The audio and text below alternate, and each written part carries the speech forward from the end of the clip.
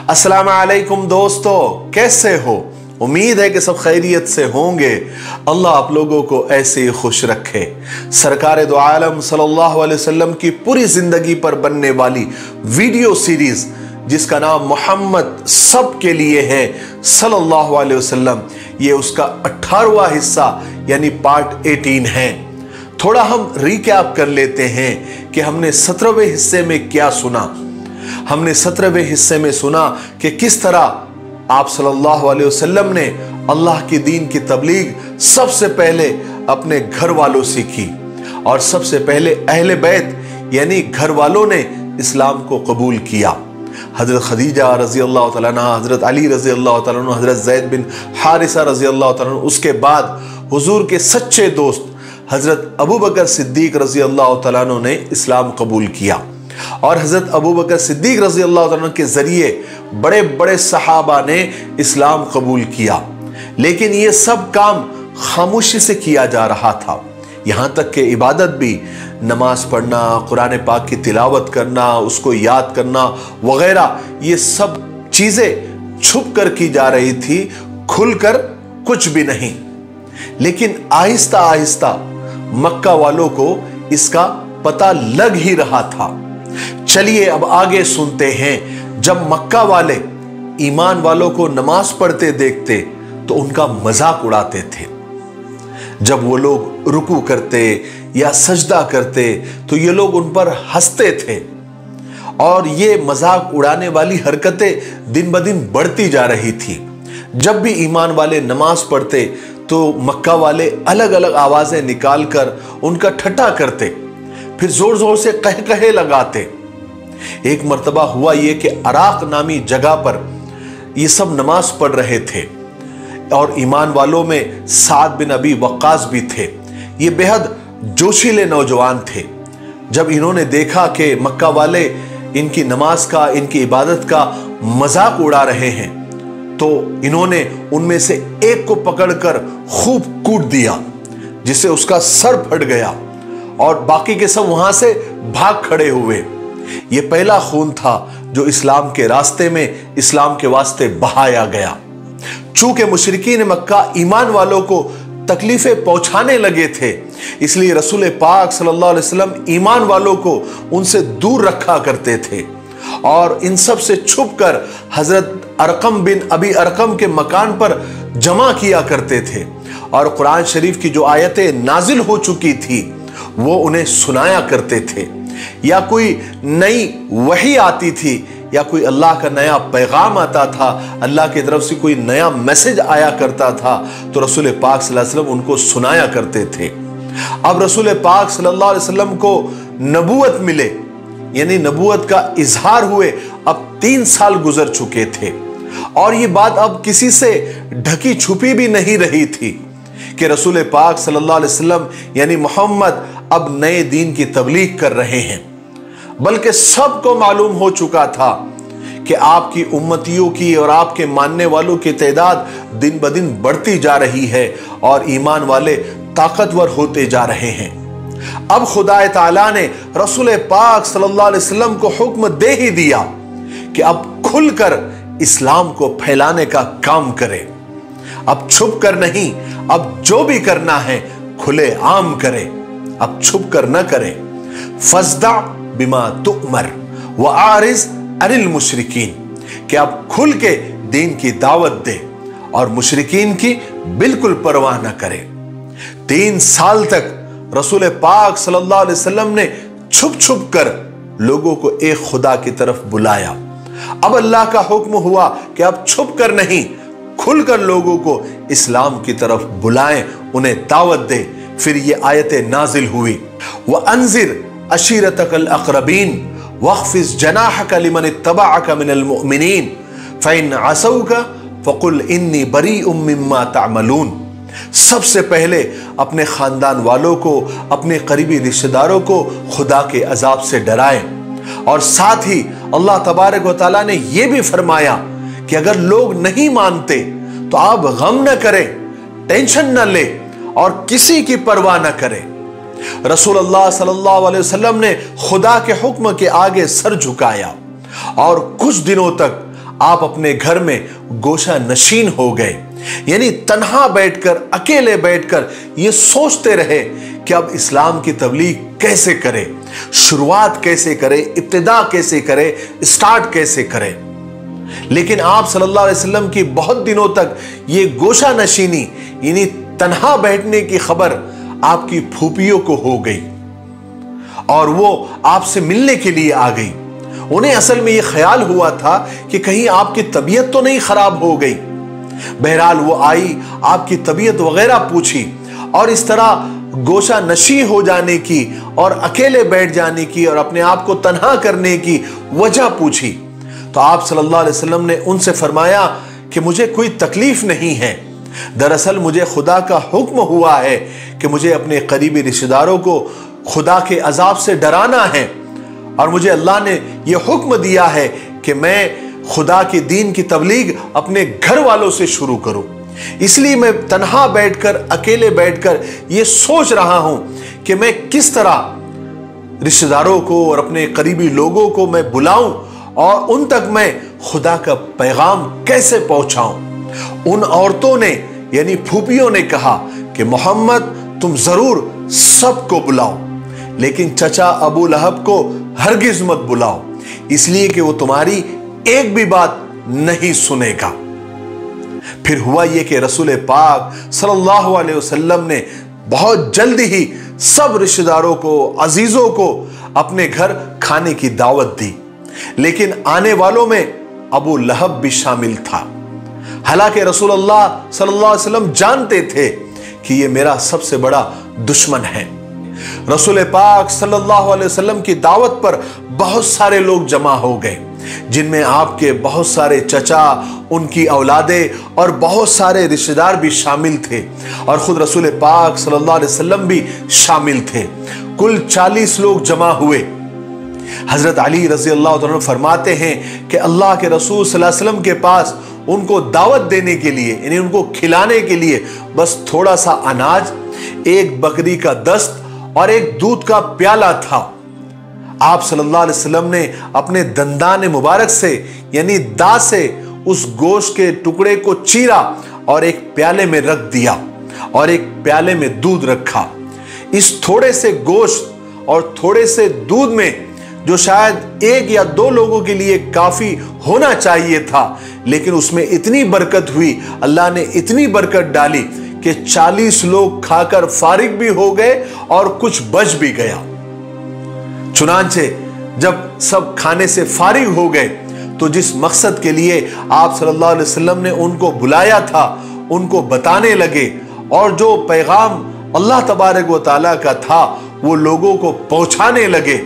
लेकिन अबू लहब आपकी बात सुनने के बजाय खुद रसूल पाक सल्लल्लाहु अलैहि वसल्लम को डांटने लगा, गुस्सा करने लगा, कहने लगा कि आप अपने बाप दादा के दीन को छोड़कर आपने नया दीन इख्तियार किया है, इससे आप रुक जाएं। और कहने लगा कि मोहम्मद ये सब लोग तुम्हारे चचा और चचाजाद भाई हैं, इसलिए उनसे ऐसी बात कहो जिसकी ये सब तुमसे उम्मीद करते हैं और अपने बाप दादा का दीन जो तुम छोड़ बैठे हो उसे तुम दोबारा इख्तियार कर लो और दोबारा कबूल कर लो।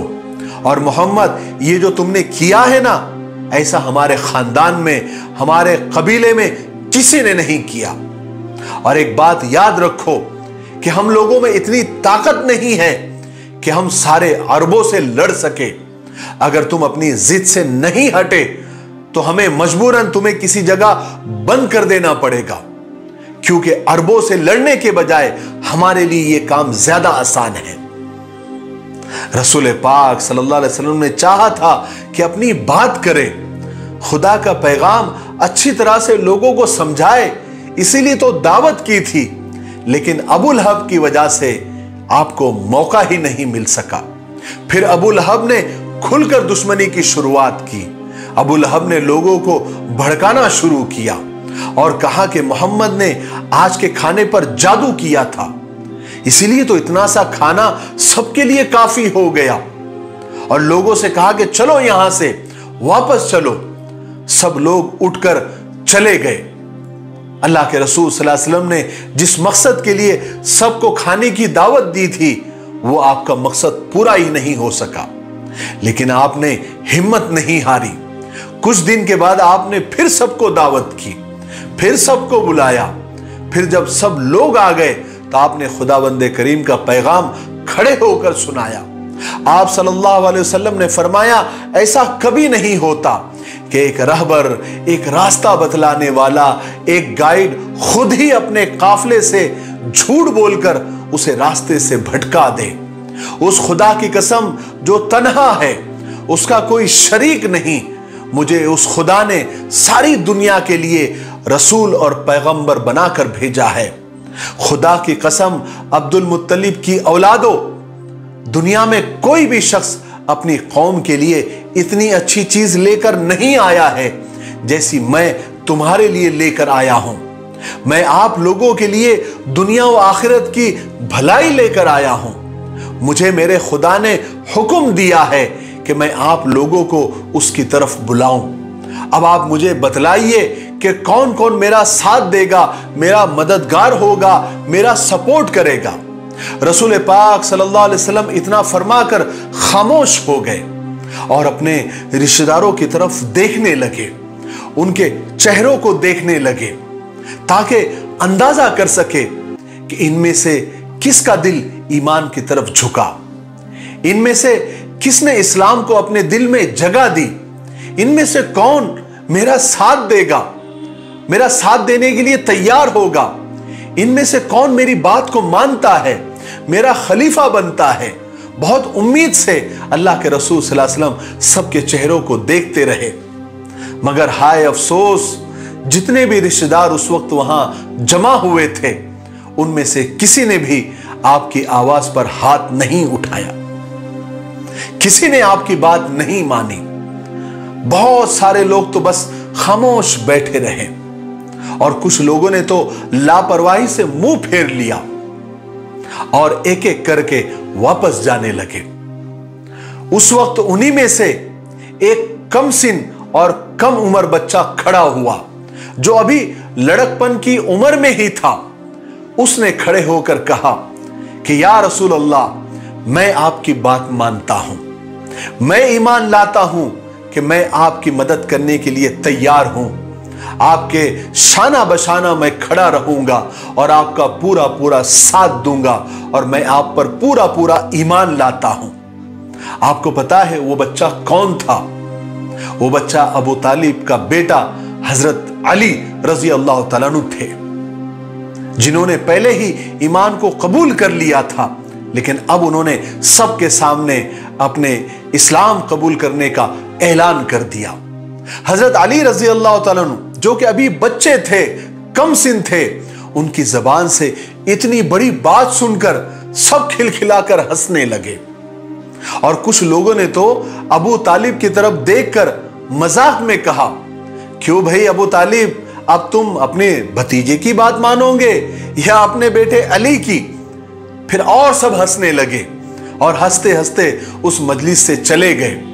उसके बाद मजलिस बर्खास्त हो गई, खत्म हो गई। दावत में आने वालों ने दावत में खाना तो खाया, लेकिन किसी ने भी रसूल पाक सल्लल्लाहु अलैहि वसल्लम की बात नहीं मानी। लेकिन रसूल पाक सल्लल्लाहु अलैहि वसल्लम मायूस नहीं हुए, बल्कि आपने दावत का काम जारी रखा। एक दिन आप सफा नाम की पहाड़ी पर चढ़ गए और वहां से लोगों को आवाज दी कि ऐ कुरैश के लोगों, ऐ कुरैश के लोगों, जैसे कोई खास ऐलान करना हो। क्योंकि सफा नाम की पहाड़ी एक ऐसी पहाड़ी थी कि जब भी मक्का वालों को एक साथ सबको कोई बात बतानी होती थी तो बात बताने वाला उस पहाड़ी पर चढ़ जाता और जोर जोर से चिल्लाता, लोग जमा हो जाते और फिर उसको जो खास बात करनी होती या कोई ऐलान करना होता तो वो ऐलान करता और इस तरह वो बात सारे मक्का वालों तक एक साथ पहुंच जाती थी। जिस तरह आप सल्लल्लाहु अलैहि वसल्लम ने वहां खड़े होकर लोगों को पुकारा और लोगों को बुलाया। जब आप सल्लल्लाहु अलैहि वसल्लम ने लोगों को पुकारा तो लोग एक दूसरे से पूछने लगे, अरे ये कौन आवाज दे रहा है, ये किसकी आवाज है? तो किसी ने बताया, ये तो मोहम्मद की आवाज है जो सफा पहाड़ी से पुकार रहा है। तमाम लोग सफा पहाड़ के पास जमा होने लगे। एक आया, दूसरा आया, तीसरा आया, लोग वहां पर बढ़ते चले गए और थोड़ी ही देर में अच्छा खासा मजमा जमा हो गया। उनमें बूढ़े कुरैश भी थे, जवान भी थे, बच्चे भी थे। आकर पूछने लगे कि क्या बात है मोहम्मद, क्यों पुकार रहे हो, क्यों हम सबको जमा किया? तो रसूल पाक सल्लल्लाहु अलैहि वसल्लम ने जवाब दिया कि ऐ लोगों, अगर मैं तुमसे कहूं कि इस पहाड़ के पीछे एक लश्कर आ रहा है और आते ही वो तुम पर हमला कर देगा, तो क्या तुम मेरी बात का यकीन करोगे? तुम्हें मेरी बात पर भरोसा आएगा? तो लोगों ने कहा कि हां हां, क्यों नहीं, क्योंकि हमेशा हम लोगों ने तुमको सच्चा ही पाया है, कभी झूठा नहीं पाया, तो हम तुम्हारी इस बात पर भी पूरा यकीन कर लेंगे, बोलो क्या बात है। फिर आप सल्लल्लाहु अलैहि वसल्लम ने लोगों से कहा कि ऐ लोगों, मैं तुमको एक अजाब से डराता हूं जो अनकरीब आने वाला है। ऐ लोगों, खुद को जहन्नम की दहकती हुई आग से बचाओ, इसलिए कि मैं किसी को खुदा के गुस्से से नहीं बचा सकता। तुम्हें यह गवाही देने की मैं दावत देता हूं कि खुदा के सिवा कोई इबादत के लायक नहीं और मैं खुदा का रसूल और पैगंबर हूं, तुम इस बात को मान लो। बस फिर क्या था, मजमा बिखर गया। अबू लहब जो उस वक्त गधे पर सवार था, कहने लगा, मोहम्मद, इतनी सी बात कहने के लिए तुमने हम सबको जमा किया, हमारा वक्त बर्बाद किया? और गुस्से में कहा कि तब्बन लका या मोहम्मद, बर्बाद हो तुम मोहम्मद, नाउज़ुबिल्लाह मिन ज़ालिक। कहा कि तुमने इतनी सी बात के लिए हमको यहां सब जमा किया। उसके बाद अबू लहब ने आप सल्लल्लाहु अलैहि वसल्लम को बोलने ही नहीं दिया, जबान दराजी करने लगा, औल फौल बकने लगा, आपकी बातों को झुटलाने लगा। अबू लहब की इस जबान दराजी पर अल्लाह भी नाराज हो गया। फौरन हजरत जिब्राइल अलैहिस्सलाम को भेजा। जिब्राइल अलैहिस्सलाम तशरीफ लाए और अल्लाह के रसूल सल्लल्लाहु अलैहि वसल्लम से फरमाया कि मैं ये बतलाने के लिए अल्लाह ने मुझे भेजा है, मैं इसलिए आया हूं कि अबू लहब का ठिकाना कहां बना दिया गया है। चुनांचे आप पर ये आयतें नाजिल हुई, तब्बत यदा अबी लहबिन व तब, मा अगना अन्हु मालुहु व मा कसब, सयस्ला नारन ज़ात लहब। कि अल्लाह ताला फरमाता है कि अबू लहब के हाथ टूट जाए, वो बर्बाद हो जाए, ना उसका माल उसके काम आया, ना उसकी कमाई उसके काम आएगी, और आखिरत में अनकरीब एक आग से दहकती हुई जहन्नम में वो दाखिल होगा। फिर अबू लहब आप सल्लल्लाहु अलैहि वसल्लम की दुश्मनी में इतना आगे बढ़ गया, इतना कट्टर हो गया कि आप सल्लल्लाहु अलैहि वसल्लम की दोनों बेटियां हजरत रुकैया और हजरत उम्मे कुलसुम, जो आप सल्लल्लाहु अलैहि वसल्लम के नबी बनने से पहले आपने अबू लहब के बेटों से यानी उतबा और उतैबा से उनका निकाह करवा दिया था, अबू लहब ने अपने बेटों से कहकर तलाक दिलवा दी ताकि अल्लाह के रसूल सल्लल्लाहु अलैहि वसल्लम को अच्छा खासा सदमा हो, अच्छी खासी तकलीफ हो, अच्छा खासा गम हो। मगर अल्लाह की शान देखिए कि ये दोनों साहिबजादियां, ये दोनों बेटियां बाद में हजरत उस्मान बिन अफ़्फ़ान के निकाह में एक के बाद एक आई और हजरत उस्मान जिन नूरैन के लक़ब से नवाजे गए।